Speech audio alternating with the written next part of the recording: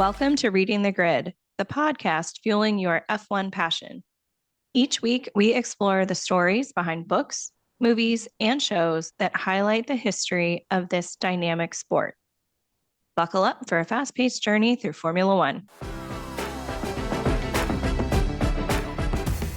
Now let's jump into it. In today's episode, we will be discussing Guenther Steiner's best-selling book, Surviving to Drive, A Year Inside Formula One, an F1 book. It was written in a diary entry format, taking us behind the scene of the 2022 F1 season, which was exciting because there was a new set of regulations that took effect, as well as Haas, the team for which Guenther Steiner was team principal at the time, had to deal with several unprecedented challenges, starting with losing its main sponsor and driver during testing just before the start of the season due to Russia's invasion of Ukraine. Haas has been the only American constructor team on the grid since the 1970s. Steiner is from the region of Italy on the Italian-Austrian border, was Haas's team principal until 2024, when his contract was not renewed in the beginning of the silliest of silly seasons. He was instrumental in getting Haas into Formula One, a journey that started back in 2014. Previous to Haas, Guenther had an extensive career in motorsports, including being managing director of Jaguar Racing under the mentorship of legendary Niki Lauda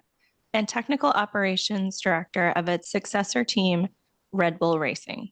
Guenther became a breakout star of Drive to Survive, and that is why the title of his book is a play on the show's name. Before we begin our analysis of the book, we must address the answer to the clue to the identity of our favorite drivers. The clue was that Erin's favorite driver's best race in 2024 was my favorite driver's second worst race in 2024. The race that we reference refers to 2024 British Grand Prix at Silverstone, which was won by Lewis Hamilton, my favorite driver who was driving for Mercedes at the time of his win, which ended almost a 3-year winless streak for Lewis, but who will be driving for Ferrari this year, where he will be the teammate of Charles Leclerc, my favorite driver, who finished 14th in Silverstone, and that was not even his worst performance in 2024. However, he finally won in Monaco, his home Grand Prix, and he and Lewis are only 2 of 3 drivers who won their home Grand Prix last year. I think it is predestined that the year we decide to do our podcast, our favorite drivers become teammates. We are friends. Our drivers are friends. Their pets are friends. We're now on the same team, same podcast. It's going to be a good year, Inna. But we do want to assure our listeners that we will not only be discussing Ferrari and Charles and Lewis when the season starts. We will follow the storylines wherever they lead and discuss notable performances regardless of which team or driver produces them. I will note I am still a fan of Mercedes. I am a big fan of Toto Wolff. They have an intriguing lineup with Russell, who is head of the Grand Prix Drivers Association. And I'm really excited to see what Kimi Antonelli can do in his rookie year, how he completely skipped going to Williams and that Toto put him straight into the Mercedes and gave him the big seat. He is the highest paid rookie who is expected to be the second coming of Max Verstappen. Those are some pretty big shoes to fill, plus you're filling Lewis Hamilton's seat. So no pressure, Kimi, but I cannot wait to see what happens. Yeah, the pressure is going to be extremely high for him. And I can just imagine how George Russell feels. He had to spend 3 years at Williams before he was allowed to be a teammate of Lewis Hamilton. So have this rookie come straight to F1 without winning F2, which, by the way, George did on his first try. And so did my driver. I cannot wait to see what happened. But to get back to Surviving to Drive, Guenther listed the following qualities that any top driver should have. And that is ability, promise, talent, experience, dedication, and the right attitude. And he meant it in a way that you take accountability for when things are not going well and always giving 100%. Erin, I think our favorite drivers exhibit all of these qualities. Do you agree? I think our drivers have all of those qualities and then some. Both of them have extreme mental toughness, which is also something that separates them from the rest of the pack. The right attitude is really a big one, and we'll talk about this a little bit more. Lewis's attitude and professionalism and polish is really what solidified him as my favorite driver. which we'll talk about when we get into the seasons of Drive to Survive. I agree, and we definitely will. And I just want to add exactly what you say applies to Lewis applies to Charles because he has absolutely the right attitude in terms of when things take over on the track and your adrenaline starts pumping. And at that moment, when somebody asks you a question or when somebody contacts you on the radio, you just go off and vent. Despite those moments that every driver goes through, I think both of our drivers are very good at taking accountability for when things are not going their way or they're the ones who are responsible for mistakes that are being made. And that makes them extremely relatable and also a quality that makes us root for them. It does. It shows that they're human. I tell my kids everybody makes mistakes, but it's how you handle those mistakes that set you apart from others. And when they own the mistakes, or because they're the only ones in the car, they have a whole team behind them. And when they apologize for how things don't go on a weekend, it does make it more relatable. We always think drivers are superhuman because of what they do, but at the end of the day, they are human. Absolutely. And just again, to go back to my favorite driver, he's always quick to praise his teammates if on very few occasions they get ahead of him, that it's just, I didn't do enough and they did a lot. Although he's not above using the trick that Guenther mentions in the book, which is using we when things don't go well. And like Guenther, I have to ask myself, who are these we? What, who are the What we we? are we talking about? Because there is only one driver in the car. Yes. So I That's always their assume decisions and reaction time when correct. they're on the circuit. Exactly. And the fact that, yes, we could refer to a team, but the team has two drivers. So are you saying we as in me and my teammate and everyone behind me? Or me and my garage specifically? It's very vague, I'm sure on purpose, but it also, like Guenther, it drives me a little nuts. Guenther has a lot of keen observations. For example, with regards to the 11th team joining the grid, he was very frank in how he thinks that the best way to get into F1 is to buy an existing team, unless you can show at least a 5% increase in revenues for all the teams. He also makes it clear that he does not like how Michael Andretti is making enemies by trying to get Cadillac into F1, which will become a reality next year, but without Andretti's involvement. I wonder if he is being completely candid about the personalities that he discusses. He does not put any drivers down, especially Nikita Mazepin or Gene Haas. He dispels the drama depicted in Drive to Survive as manufactured and much ado about nothing. Although he says that the abuse they suffered on social media after the Yura Kali and Mazapan episode of Drive to Survive was just horrendous, which we cannot wait until we get to review that one. He also says that he liked Michael Massey. I have very strong opinions on Michael Massey, which the rant on that will also take place when we review the Cannot final recap. race of 2021. I cannot wait for when that happens. Guenther actually has a lot to say about the FIA, which is the governing body of F1. He always complains about the inconsistencies of the way the rules are applied by the stewards from race to race, which is still an issue to this day and probably will be an issue until full-time stewards are appointed. But he's very careful not to single any individual out. I think he becomes a little more critical of Mick Schumacher, one of the drivers for the 2022 season, and of course, the son of the very illustrious seven-time world champion, Michael Schumacher. So as the season progresses, he goes from saying that he's a good guy to questioning how genuine he really is. And by the way, good guy is his byword for almost everyone that he likes because he, of course, calls Charles Leclerc a good guy. And he knew Leclerc from the 2016 season when Leclerc was development driver for Haas and also winning F3. I also really appreciate his insight into drivers' managers. He claims that currently they're being filled for a lot of yes men and not by the people who would be most interested in the driver's best interest. I also think that it was revealing that he, and by extension, other team managers, really hate dealing with drivers' managers to the point that they would rather keep drivers that are maybe underperforming, then start negotiations to get a new driver in. I'm just curious, did anyone convey that to Red Bull? Clearly not. Obviously, I just can't wait for this season and seeing what more changes they bring in both to the main team and their satellite team. Erin, why do you think Guenther is not fully transparent about how he feels about various people in F1? At the time that the book was written, he was still team principal of Haas. So he could not create controversies that would have caused issues with Gene as the team owner, other team principals, and drivers. I really think that is the biggest one because at the end of the day, I don't think it would net him anything positive except create enemies. Part of his persona is he tells it like it is. It appeared in the book, he held some of that back.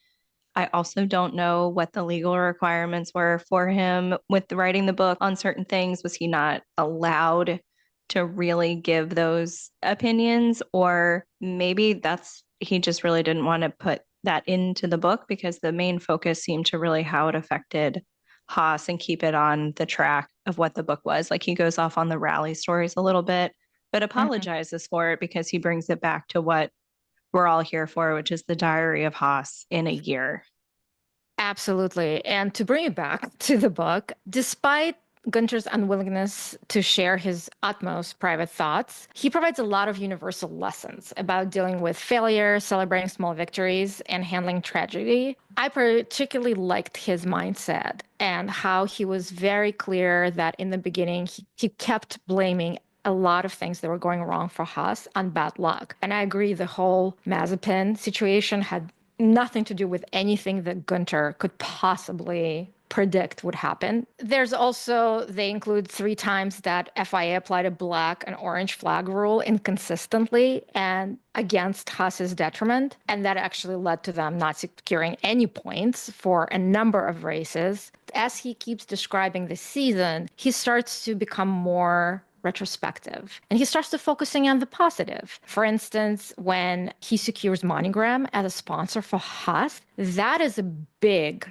big accomplishment. And I like that he realizes that and he pauses to take credit and to also be very grateful that that happened. However, going back to how he does not want to reveal too much, he never says what other team was trying to get Monogram to sign with them to undercut Haas and was offering a third of the investment that Haas required in order to make that happen. I would love to know which team that was. Me too. But I think he would not state that because of how negative that would make the other team look, which would then probably open him up for some controversy. The other thing he never followed up with, which I was really hoping he would, was tracking the point of what they would have gotten if the black and orange flags were not applied in those races. He said, we'll work on that. We'll come back to you. I would have loved to know what points they were projected to get or where they would have hypothetically ended up. No, that's a great point because he does say that he specifically tasks some people to do this math that he was going to present to the FIA, and then we hear nothing. So Right. that was So it's that was curious. So either it wouldn't have changed where they landed in the constructors, or maybe figured out the numbers and it still wouldn't have made a difference for where they ended up. I mean, I don't know, but I would have liked to have actually closed the loop on that one. you would have liked to see the math. Yeah, I want to see the resolution on it. That would have been nice. I also love his reaction and description of what happened in Brazil, where Kevin Magnussen scored his pole position. So I've always heard that he scored the pole position. I honestly do not remember if Drive to Survive covered it because I don't think they are ever in Brazil, which is criminal because in 2024, that race was insane. It's really admirable for Guenther to, of course, be jubilant and be happy, but also be realistic in that there was so much luck and so many things that had to happen exactly the way that happened for the car that he claims, and I agree with him, is definitely worse than at least 6 cars on the grid. And at best is the same as the other 3 cars. And for a driver in that car to actually score pole position is an accomplishment that everyone should be proud of. And I think Kevin Magnussen probably will never forget because I don't think he'll ever get that close. Obviously, he's not on the grid. I was going to say, I love the photos that they inserted in the book to show the Jubilee from that. They put 2 pictures in, which were great. That's just genuine hard work and happiness paying off, which was nice to see. So the tragedy that he mentions, and I like how he includes it, is he dedicates the book to one of their employees, Harvey Clark, who died very tragically from cancer at 31. And I think really his genuineness comes across during his description of who Harvey was, how they treated him after his diagnosis became a reality. And for Erin and I, probably hit a little bit more closely than other people because we had a colleague who unfortunately succumbed to cancer way too young and much more suddenly than Harvey's passing was. So reading that really brought up a lot of those emotions. And I thought that was probably the most affecting part of the book for me. Erin, how does Surviving to Drive bridge the gap between fans and the F1 world? Guenther did a good job with this one. The recommendation for Baku being the Grand Prix to visit as a first-time fan actually solidified where we had talked about going. So last year, Inna and I were saying how Baku, we were hoping that that is going to be our first F1 race. To have him say that was nice to read. We made a great selection. It I validated our expertise. What is curious, and I'll hit on this in a little bit further in the podcast, is providing advice to fans on how to be respectful when you're asking for a selfie.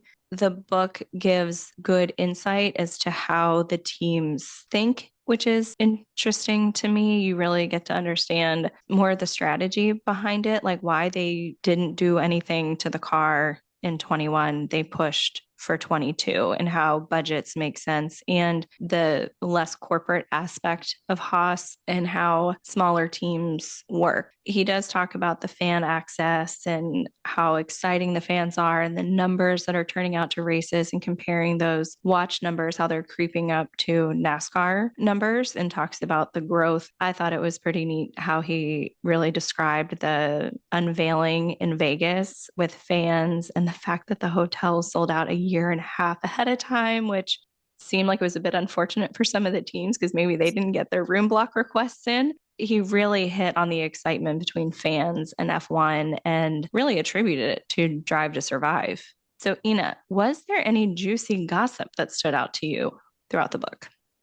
So unfortunately, there was no juicy gossip about current drivers or personalities on the grid. He had a lot of interesting stories about Niki Lauda, with whom he worked at Jaguar. I love the movie Rush, and we will definitely cover it in one of our future episodes. So one of the people in Rush about whom the movie is about is Niki Lauda. Guenther asked Niki, so what did you think about Rush and how Daniel Bruhl, who does a brilliant job in the movie, portrayed him. And Niki, of course, took credit for the performance and said he taught him how to be him, not how to play him, but how to be him. And I thought that was a wonderful little tidbit. There's also a story which I thought was hilarious where he and Niki land in Japan, it's raining, they get picked up by a driver, and that driver drives very slowly and is obviously not a good driver. And as Guenther says, both he and Niki realized that fact at the same time. But Guenther was just going to let it go. Niki could not let it go. He kept saying, like,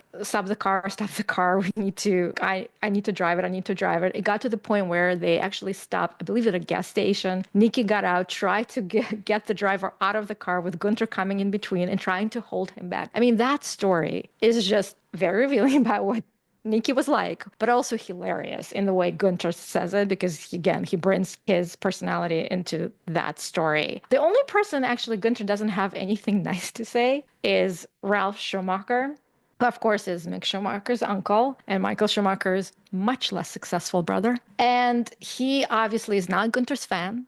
And I think the feeling is mutual because Guenther implies that Ralph is basically stupid. He also states several times when Ralph attacks Guenther for not giving Mick Schumacher the opportunity to succeed at Haas, that instead of just blaming the car, the team, Guenther, he could provide very useful advice. And I keep thinking, is he trying to say Ralph doesn't have any useful advice because he was not a really great F1 driver? Actually, I don't think he would have been on the grid if it not for his brother. So yeah, so these are the things that stood out for me. But Erin, what insider revelations or controversies did you uncover in the book?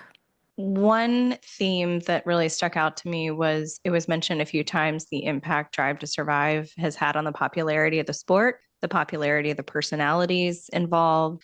Guenther himself and how at times can impede their efforts to get their jobs done. At the start of the book, there's a lot of excitement about it, and he loves being able to take the selfies, and that pretty much stayed through. They really like engaging with fans. However, it seems there is going to need to be some happy medium or something put into place where they're not having to try to run to the bathroom without having it take an hour so they can get back. If it hits the point, which it sounds like maybe on some circuits, not all, it's impeding their ability to get their job done.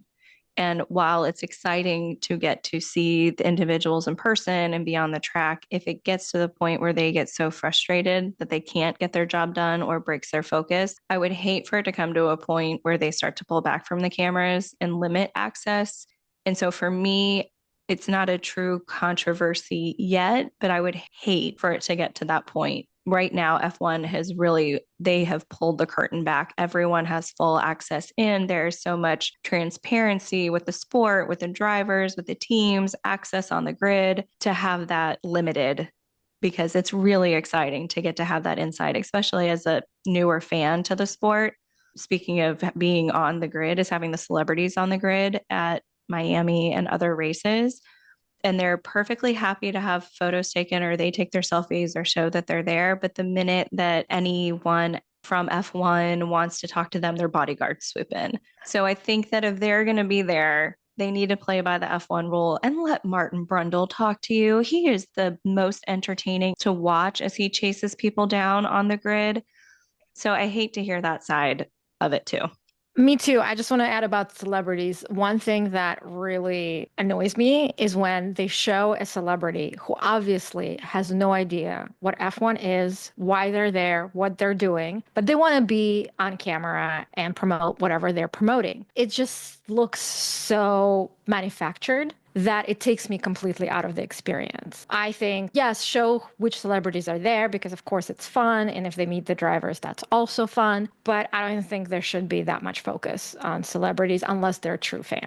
Or they're invited by the team. Like when the teams post who they're hosting in their garage, how Haas had Conor McGregor, and everyone was so excited that he was there and he was willing to talk and take pictures and say what a big fan he was. That's different. Yes, I agree. So the celebrities that really follow the sport or are interested or seem more appreciative to actually be at the race and engaged and meet the drivers and show their support, absolutely. But the ones that just want to be there to say that they're there because they're a celebrity, I think you either need to engage or just not show I just them. want to say that I really appreciate the fact that really big tennis players love F1. And when they're there, whether invitation on the team or by themselves, I do believe that they're genuinely interested. Like, for instance, George Russell has a friendship with Novak Djokovic. I love Never that. thought, yeah, and never thought that could, and only happened because they both live in Monaco. And Monaco is the holy grail of where I want to go for Grand Prix race. But our Yes. podcast would need to be beyond successful, or we need to be invited in order to have that happen. Anything's possible, Ina. Didn't someone said that in one of the books or movies we've been covering? Anything is possible. The last thing I would say, as far as not controversy or concern, but the global safety of the drivers and the racers, he did talk about the concern in Jeddah over a missile strike that took place 10 miles from the circuit. That's scary. That's scary for the drivers, the engineers, and everyone involved. Other than COVID, Bahrain was canceled in 2011. Anywhere in the world, there's tension. And so I just hope that the drivers and the team stay safe no matter where they go, because I mean, it could happen anywhere. It doesn't have to be the Middle East. I think that was one thing that he touched on. There was a new revelation to me. I didn't expect that to have such an impact or really think about where that could go. Absolutely. So overall, I enjoyed this book as a companion to Drive to Survive and for my own F1 knowledge. However, I probably would not recommend this book to brand new fans who do not know much about F1 or never watched Drive to Survive. Guenther drops a lot of names: Bernie Eccleston, Flavio Briatore, Stefano Domenicali, who wrote a very lovely foreword to the book. But that might not mean anything to a casual or new fan. And Guenther doesn't provide sufficient explanations of who these people are. However, for those people who know, these are very fun Easter eggs. I also want to say that this book includes a lot of crude language, which personally doesn't bother me, but I can understand how it's not to everyone's taste. However, if you're a fan of Guenther, you will totally understand that's how he presents himself. Which leads me to my next point is that I actually both read the book and I listened to the book in audiobook format, which is very conversational and is read by Guenther himself. And that was a very fun experience. Erin, what are your final takeaways from Surviving to Drive? I enjoyed the book. It was a little disappointing that he really didn't go into personal opinion other than how he felt about Mick Schumacher. I'm also surprised they didn't cut him sooner based on accidents and things. So I was just curious how it unfolded. I did not listen to the audiobook. I wish I did because I think in my head as I read it from watching him on Drive to Survive so much, I could feel like I could hear his voice, but to actually hear it in his voice. So I would probably recommend the audiobook because it seemed to be a little bit more entertaining. I agree that it would not be for brand new fans. I think you have to watch the Drive to Survive seasons to really have an appreciation for the book. One of the challenges, it's stuck in time. I'm reading it end of 24 going into 2025 and part of it I'm like, okay, this already happened. So I'd say the relevancy, like what the shelf life of the book is really going to be for fans. It was an easy read. It had a good flow. I thought the tone was engaging. I don't mind cursing. I curse like a sailor myself. Overall, I would recommend the book in audio format. We have one mystery left to solve from our last week's episode. Erin told us that her first choice for a hot lap with an F1 driver would be Lewis Hamilton. I'm shocked as all of you. And then she had two backups that if he was unavailable, she would go with them. But she didn't tell even me the identity of these backups, except to say it would not be Charles Leclerc. Since then, I have been racking my brains trying to discover who these backups could be and decided that we could settle it by playing a truncated version of 20 questions, only 3 from me, of guessing who these backups are. Erin, are you ready? Ready? So the question is, are both of your backups on the grid this season, 2025, and it doesn't include reserve drivers? Yes, both are on the grid. Is one of your drivers a rookie? No, Are both of your drivers teammates? they are not.